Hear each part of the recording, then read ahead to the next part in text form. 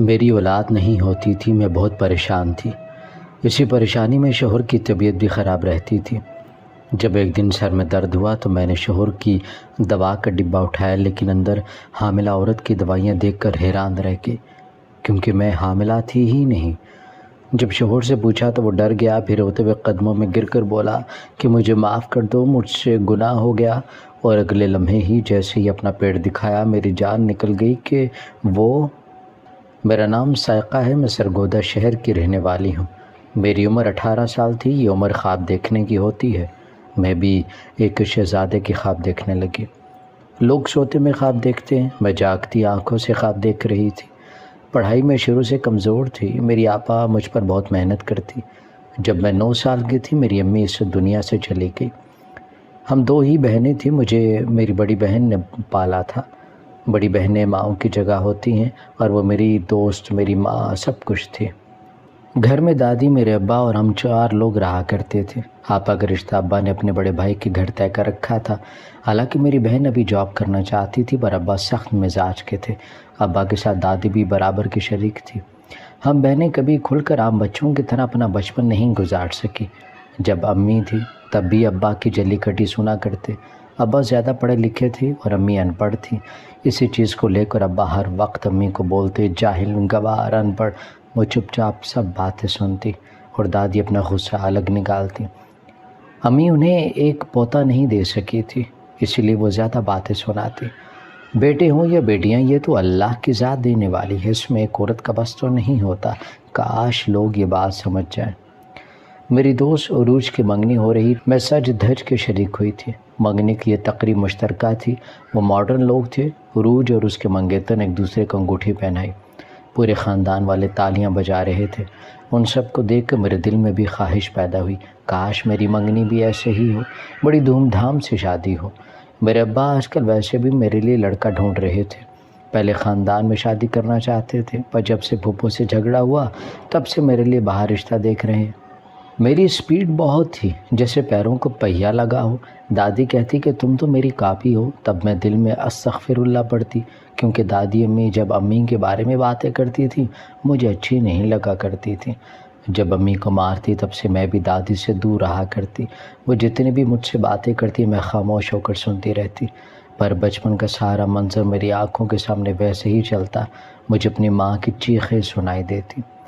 تایا نے شادی کی تاریخ مانگی، ابا تو پہلے تیار بیٹھے تھے۔ میں بھی بہت خوش تھی، ہمارے گھر کی پہلی شادی تھی، پر ابا نے کسی قسم کا کوئی ہلا گلا نہیں کرنے دیا۔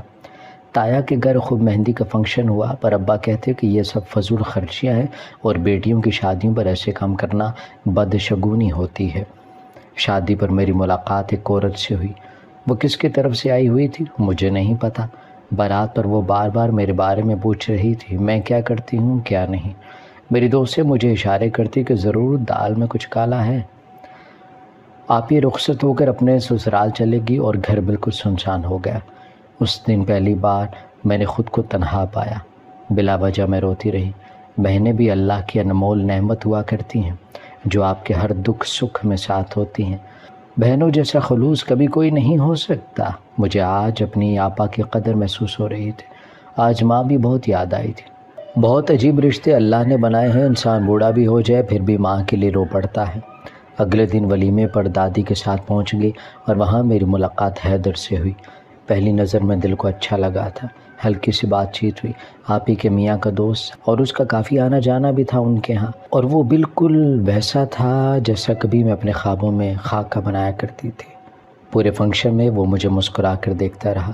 پھر کبھی 1-2 بار آپ ہی کے سسرال جاتے وقت ملاقات ہو جاتی اور اسی طرح وقت گزر گیا۔ اس کے بعد میں اپنی پڑھائی میں مصروف ہو گئی اور ایک دن وہی خاتون جو آپ ہی کی شادی میں ملی تھی میرا رشتہ لینے آ گئی۔ وہ حیدر کی ماں تھی۔ میں خود کو ہواؤں میں اڑتا محسوس کر رہی تھی۔ دادی اور ابا نے چھان بین کی اور کوئی 2 ماہ بعد سادگی سے وہ عورت اور اس کی بیٹی مجھے انگوٹھی پہنا کر چلے گئے، پر اپنے بڑے بیٹے فہد کے نام کی۔ میری مسکراہٹ چھن گئی تھی، میرا دل ٹوٹ گیا تھا۔ میں نہ چاہتے ہوئے بھی کتنی دیر اپنی بہن کے گلے لگ کر روتی رہی اور پھر آہستہ آہستہ سنبھل گئی، یہ سوچ کر کہ یہ صرف اٹریکشن ہو سکتی ہے۔ کون سے ہمارے درمیان ملاقاتیں تھیں، پر دل میں کسک تھی کہ کاش ہر انسان کی زندگی میں کاش ضرور ہوتا ہے، اور اس وقت میرے دل میں بھی کاش تھا۔ میں نے FSC کیا تو ابا نے کہا کہ اب میں تمہاری شادی کر دینا چاہتا ہوں، میری زندگی کا کوئی بھروسہ نہیں ہے۔ دادی نے کہا کہ تم سے تو کہا تھا کہ شادی کر لو، کب تک بیوی کا سوگ مناتے رہو گے؟ اس وقت شادی کی ہوتی تو آج کبھی تنہا نہ ہوتے۔ انسان کے ساتھ اس کا ساتھی ہو تو زندگی کا سفر اچھے سے کٹ جاتا ہے۔ ابا خاموش ہو چکے تھے۔ آپا کی شادی کو بھی 2 سال ہونے والے تھے، اور ایک دن پتہ چلا کہ حیدر بیرون ملک چلا گیا ہے۔ فہد بھی اچھا تھا، اس کی تصویریں دیکھ رہی تھی۔ ہمارے ہاں رواج نہیں تھا کہ لڑکا لڑکی ایک دوسرے سے ملے یا فون پر باتیں کریں۔ دادی سمجھاتی ہے کہ شادی سے پہلے بات چیت نہ کی جائے تو میاں بیوی کا رشتہ اچھا نہیں ہوتا۔ دوسری طرف آپی کہتی کہ منگنی کے بعد بات کر لینے سے ایک دوسرے کی سمجھ آ جاتی ہے، زندگی اچھی گزر جاتی ہے۔ اور میں سمجھتی تھی کہ جب اللہ نے انسان کا نصیب لکھا ہے، اسے پیدا کیا ہے، اس کا جوڑا بنایا ہے، تو بے شک محم خیال بھی ہوگا۔ اللہ کبھی مجھے تنہا نہیں چھوڑ سکتا، وہ تو سب کچھ جانتا ہے کہ میں کن حالات سے گزری ہوں، اب اور تکلیف برداشت نہیں کر سکتی۔ شادی کی تیاری شروع ہو چکی تھی۔ میں دل سے فہد کو قبول کر لیا تھا۔ مجھے روپ بہت پسند آیا تھا۔ آپا بار بار میری نظر اتار رہی تھی۔ اس وقت مجھے ماں کے ساتھ ساتھ بھائی کی کمی بھی شدت سے محسوس ہوئی تھی۔ میرا بہنوئی جو میرا تایا زاد بھائی بھی تھا، میری شادی کی ساری ذمہ داری اسی نے سنبھالی۔ سگے بھائی کی طرح بخوبی ساری ذمہ داری نبھائی تھی۔ میرے سر پر ہاتھ رکھا، دعا دی اور مجھے پھولوں سے سجی گاڑی میں بٹھا دیا۔ حیدر کا اب دل و دماغ میں کہیں نام و نشان تک نہیں تھا۔ میری شادی پر بھی وہ موجود نہیں تھا۔ اس کی بہن نے بتایا کہ وہ حیدر بھائی کچھ دنوں تک آ جائیں گے، انہیں کوئی کام ہے جس کی وجہ سے وہ نہیں آ سکے۔ سب کے کمرے سے جاتے ہی گھونگھٹ اٹھایا، پورے کمرے کا جائزہ لیا۔ سادہ سا کمرہ تھا، ایک پھول تک کا نشان نہیں تھا، جبکہ مجھے پھول بہت پسند تھے۔ میری نن نے بتایا کہ بھیا کو پھولوں سے الرجی ہے۔ میرے دل میں کہیں دور ایک خواہش تھی کہ میرے شوہر نے اپنے کمرے کو دنیا جہاں کے پھولوں سے سجایا ہو، میں پھولوں پر چل کر اس گھر میں قدم رکھتی۔ پر میرے دل میں پھر ایک اور کاش نے جنم لیا تھا۔ اس گھر کا ماحول ہمارے گھر سے بہت مختلف تھا، جس کا جب دل کرتا اٹھ کے جہاں دل کرتا چلا جاتا، کوئی روٹین نہیں تھی۔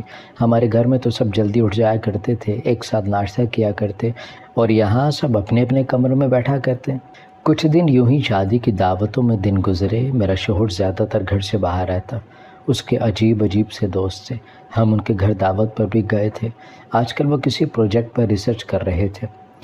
میرا اور میرے شوہر کا مزاج ذرا مختلف تھا۔ مجھ میں ابھی بچپنا تھا، میں تیز میوزک، شاعری، ناولز سب پڑھا کرتی تھی، اور انہیں انہی باتوں سے چڑ تھی۔ مجھے روز ڈانٹ دیا کرتے کہ میں ان کی خوشی کے لیے اس چیز کو بھی ترک کر دیا۔ فہد کے ساتھ میری شادی کو 4 ماہ ہونے والے تھے، پر ابھی تک ہم ایک دوسرے کو سمجھ نہیں سکے تھے۔ جو چیز، جو رنگ مجھے پسند ہوتا، جیسے میں تیار ہونا چاہتی، فہد کو اسی پر اعتراض ہوتا۔ کبھی میرا فون چیک کرتا، مجھ سے عجیب باتیں کرتا، کبھی کہتا کہ شادی سے پہلے تمہاری کہیں کوئی چکر تو نہیں تھا۔ ماں بتاتی ہیں کہ اپنی بہن کی شادی پر تم پری بن کر اڑ رہی تھی۔ لڑکوں کی تو عادت ہوتی ہے لائن مارنے کی، سین کریڈٹ کرنے کی، تمہیں کبھی کسی نے کچھ نہیں کہا۔ میری عمر ضرور کم تھی، پر ان کی باتوں کا مطلب میں اچھی طرح سمجھ رہی تھی۔ اس دن کے بعد میں نے موبائل بھی بند کر کے رکھ دیا اور گھرداری میں لگ گئے۔ گھر میں ملازمہ بھی تھی، پر آپا کہتی کہ شوہر کا دل جیتنے کے لیے بیوی کو اپنا آپ مارنا پڑتا ہے۔ میں نے بھی کوشش شروع کر دی۔ میری گنتی کی دوستیں تھیں، سب سے بات چیت ختم ہو گئی۔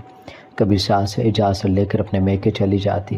اب گھر والے اچھے تھے، شاید مجھے ہی ایڈجسٹ ہونے میں وقت لگ رہا تھا۔ میں سارا دن گھر بور ہوا کرتی۔ نند نے مشورہ دیا کہ بھابھی پڑھائی دوبارہ شروع کر لو۔ مجھے بہت خوشی ہوئی، اور تب یہ خوشی جھاگ کی طرح بیٹھ گئی جب میرے شوہر نے کہا کہ کیا کرو گی پڑھ کر، جتنا پڑھ لیا بہت ہے۔ ایک پڑھا لکھا، اچھے ماحول، اچھی جگہ جاب کرنے والی کی سوچ اتنی چھوٹی ہوگی، سوچا بھی نہیں تھا۔ مجھے لگ نہیں رہا تھا کہ میری شادی ہوئی تھی۔ میں ہر ممکن کوشش کرتی کہ سب کو خوش رکھنے کی، پورا گھر سنبھال لیا تھا۔ آج کل میری ساس مجھے لے کر حیدر کے لیے رشتے دیکھ رہی تھی۔ میرے دل میں اب ایسا کچھ بھی نہیں تھا جو مجھے دکھ یا افسوس ہوتا۔ کئی رشتے دیکھے، پر حیدر نے اپنی ماں کو فون کر کے منع کر دیا کہ اسے جب شادی کرنا ہوئی خود ہی کر لے گا، فی الحال میرے لیے کوئی لڑکی مت دیکھے۔ میرا شوہر ساری رات جاگتا، کسی بات کو لے کر پریشان رہتا۔ میں کئی بار جاننے کی کوشش کی پر وہ کہتا کہ اپنے کام سے کام رکھو۔ کئی بار مجھے سگریٹ سے جلا دیتا، پھر کہتا کہ معاف کر دو۔ مجھے پتہ نہیں چلا، مجھے تو کبھی کبھی اس کی ذہنی حالت پر شبہ ہوتا۔ میں اپنی پسند ناپسند اسے بتاتی، اسے اپنے بچپن، اپنی دوستوں کے قصے سناتی، پر وہ کہتا کہ میرا سر نہ کھایا کرو۔ اس کے پاس میری بات سننے کا وقت تک نہیں ہوتا تھا۔ ایک دن ڈرتے ڈرتے پوچھ لیا کہ کیا آپ کسی اور کو پسند کرتے تھے؟ میرا شوہر ہنسنے لگا، کہنے لگا کہ ایسی بات نہیں، بس ہمیں ایک دوسرے کو جاننے اور سمجھنے کے لیے بہت وقت درکار ہے۔ میں چاہتا ہوں کہ تم میری پسند میں ڈھل جاؤ، مجھے سمجھو، میرے ساتھ قدم سے قدم ملا کر چلو۔ میں نے اس سے کہا کہ جیسا آپ کہیں گے، آپ میرے شوہر ہیں اور شوہر کا حکم ماننا ہر بیوی کا فرض ہے۔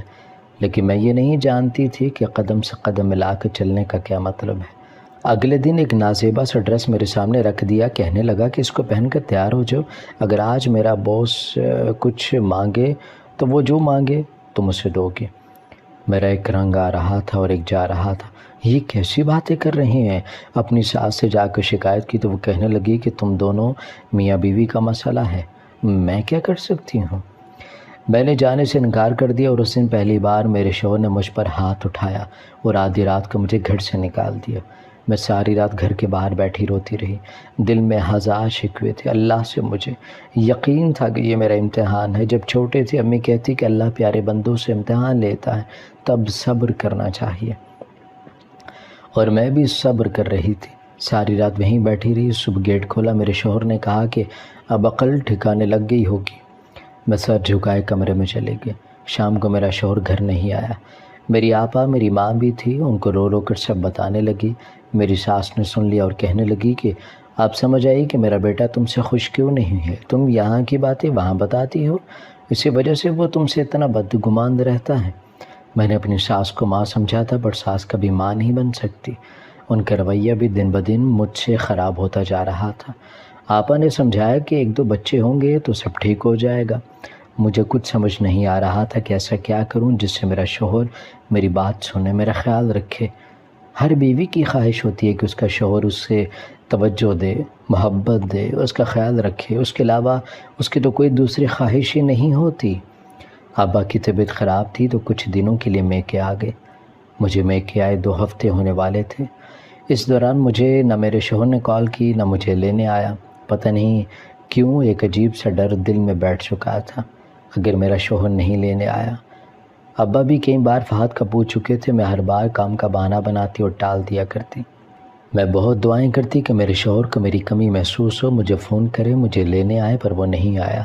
اور ابا نے کہا کہ اتنے دن ہو گئے ہیں، چلو میں چھوڑ آتا ہوں، تمہارے سسرال والے کیا کہیں گے، باپ کے گھر گئی ہوئی ہے، وہیں کی ہو کر رہ گئی ہے۔ میرے شوہر کا رویہ پہلے سے کچھ بدل سا گیا تھا، ان کی طبیعت بھی بگڑی ہوئی تھی۔ میں دن رات ان کا خیال رکھتی، ان کو ہنسانے کی کوشش کرتی۔ میں کچھ بھی ظاہر نہیں کیا کرتی تھی، حالانکہ میں اندر سے تکلیف میں تھی اور میاں بھجا بھجا سا رہتا۔ ایک دن میری ساس میرے شوہر کو سمجھانے لگی کہ تم اپنی بیوی کو لے کر باہر گھوما پھرا کرو، ابھی عرصہ ہی کتنا ہوا ہے تم دونوں کی شادی کو۔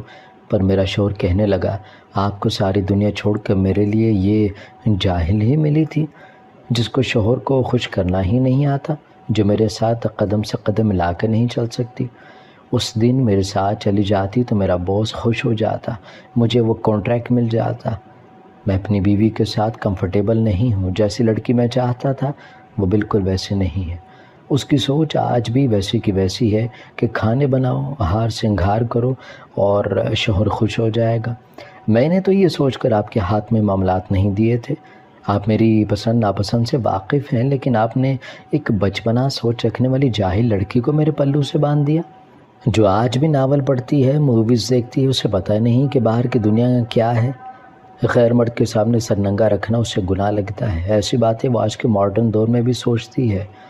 میرا شوہر بول کر چپ ہو چکا تھا، میرے دل کے کئی ٹکڑے ہو چکے تھے، ایک کمان تھا جس کے کئی ٹکڑے ہو گئے تھے۔ میں گھٹنوں میں منہ دیے رونے لگی۔ بھلا میرا کیا قصور تھا؟ اب دل میں ایک ضد سے آ گئی اور میں ویسے بننا شروع ہو گئی جیسا میرا شوہر چاہتا تھا۔ میں اس کے ساتھ پارٹیز میں جانے لگی، جیسا وہ لباس دیتا پہننے لگی۔ میری مسکراہٹ ساکت ہو چکی تھی۔ میں اندر سے مر چکی تھی، جسم زندہ تھا۔ میرا شوہر ہر وقت کہتا کہ میں بس یہ چاہتا ہوں۔ اس نے کبھی ایک بار بھی مجھ سے نہیں پوچھا تھا کہ میں کیا چاہتی ہوں۔ خاندان میں باتیں ہونے لگیں، دادی فوت ہوگی، میں تب بھی نہیں گئی، کیونکہ میرے شوہر نے کہا کہ دادی کی عمر تھی، چلی گئی۔ تم کیوں اپنے آنسو ضائع کر رہی، اٹھو تیار ہو جاؤ، ہمیں کہیں جانا ہے آج۔ اور لڑکیاں نہیں رویا کرتی ہیں بلکہ آگے بڑھ جایا کرتی ہیں۔ میں بولنا چھوڑ چکی تھی، ایک کٹ پتلی بن چکی تھی۔ شادی کو 2 سال ہونے والے تھے۔ میرا شوہر تو مجھ سے خوش تھا، پر میری گود ابھی سونی تھی، جس کا مجھے شدت سے احساس تھا۔ کئی بار اپنے شوہر سے اس بارے میں بات کی تو وہ ٹال دیتا، اور ایک دن ڈاکٹر نے بتایا کہ میں بانجھ ہوں، میں کبھی ماں نہیں بن سکتی۔ ایک عورت کے لیے یہ بات سننا کہ وہ بانجھ ہے، اس سے اس کی ساری عمر کی خوشی چھین لیتا ہے۔ میرے پاس تو پہلے بھی کچھ نہیں تھا، شوہر پر جو ایک بیوی کو مان ہوتا ہے، میرا تو کب کا ختم ہو چکا تھا۔ بس اپنی زندگی اپنے شوہر کے مطابق جی رہی تھی۔ ابھی تک کسی سے اس بات کا ذکر نہیں کیا تھا۔ میرا شوہر مجھ سے خوش تھا، اب مجھے ساتھ لے کر نہیں جاتا، کئی دن گھر سے باہر رہتا تھا۔ میرے سامنے وہ سگریٹ پیتا، مختلف قسم کے نشے کرتا، لڑکوں کے ساتھ ہی اس کا عجیب اٹھنا بیٹھنا تھا۔ مجھے تو اب گھن آنے لگی تھی، پر پھر میں یہ سوچ کر سب نظر انداز کر دی تھی کہ باہر رہا ہے ویسے ہی ماحول کا عادی ہو چکا ہے۔ گھر پر میری ساس، نند سب بہت خوش تھیں۔ میرا دیور 2 سال بعد واپس آ رہا تھا، اور میری ساس چاہتی تھی کہ اس کے آتے ہی شادی کر دیں۔ جب سے بانجھ بن کا سنا تھا، میرے لیے تو ہر خوشی ختم ہو چکی تھی۔ کئی جگہ سے علاج بھی کرواتی، پر فرق نہیں پڑا۔ میں بہت پریشان تھی جب سے شوہر کو پتہ چلا کہ وہ بھی اسی پریشانی میں بیمار رہنے لگا۔ اب تو میرا شوہر بھی میرے ساتھ ٹھیک تھا، پر میرا نصیب ایسا تھا سوچا بھی نہیں تھا۔ اولاد میرے لیے واحد خوشی تھی، پر میں ماں نہیں بن سکتی تھی۔ اللہ سے دعائیں مانگ دی، کوئی ایسا معجزہ ہو جائے، میری سنی جائے، میں ماں بن جاؤں۔ وقت تیزی سے گزر رہا تھا، میرا شوہر اب بیمار رہنے لگا، اور ایک دن ایسا ہوا جس نے میری دنیا ہلا دی۔ میرے سر میں درد ہوا تو میں نے شوہر کی دوا کا ڈبہ اٹھایا، لیکن اندر حاملہ عورت کی دوائیاں دیکھ کر حیران رہ گئی۔ میرا شوہر وہ دوائی کس کو دیتا تھا، کس کے لیے تھی، کیونکہ میں تو حاملہ تھی ہی نہیں۔ الگ وسوسے نے مجھے گھیر لیا، شوہر کی حالت بھی دن بدن گرتی جا رہی تھی۔ اب ہر وقت بیڈ پر پڑے رہتے، ان کو دیکھ کر ایسا لگتا جیسے صدیوں کے بیمار ہوں۔ اور ایک دن میں نے جب شوہر سے پوچھا تو وہ ڈر گیا، کئی دن تک بات ٹالتا رہا۔ پھر ایک دن اس کی طبیعت خراب ہو گئی، اور روتے ہوئے میرے قدموں میں گر کر بولا کہ مجھے معاف کر دو، مجھ سے گناہ ہو گیا ہے۔ اور اگلے لمحے ہی جیسے ہی اپنا پیٹ دکھایا، میری جان نکل گئی کہ اس کا پیٹ پھولا ہوا تھا۔ اس نے بتایا کہ تم بانجھ نہیں ہو، ساری عمر میرے ساتھ رہو۔ میں نے ڈاکٹر سے جھوٹ بولا تھا، اور میں ہی تمہیں دوائیں دیتا رہا تاکہ تم کبھی ماں نہ بن سکو، کیونکہ میں نے آپریشن کروایا ہے۔ میں محسوس کرنا چاہتا تھا کہ ماں بن کر کیسا لگتا ہے۔ میں نے اللہ کی قدرت کا مذاق بنایا۔ اب ڈاکٹر بھی جواب دے چکے ہیں کہ میں موت کے قریب پہنچ گیا ہوں، مجھے معاف کر دو۔ میں سکتے میں آ چکی تھی۔ میرے شوہر کی طبیعت زیادہ خراب ہو گئی۔